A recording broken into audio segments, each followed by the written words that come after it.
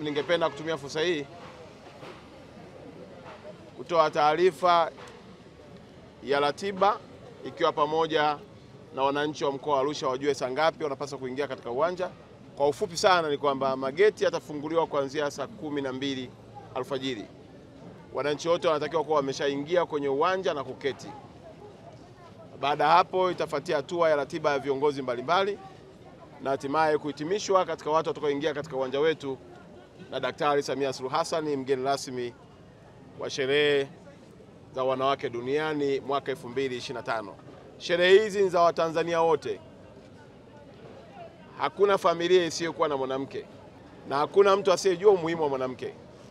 Ninaomba wananchi wote wa mkoa wa Arusha na nchi nzima ya Tanzania tuungane kwa pamoja kusherehekea mafanikio ya wanawake, tukiwa tunatimiza miaka 30 tangu maazimio ya Beijing, na ikiwa ni miaka 5 yanasherekewa ndani ya nchi yetu, hususan katika mkoa wetu wa Arusha, lakini kuliko yote tukiongozwa na rais mwanamke wa kwanza katika historia ya taifa letu.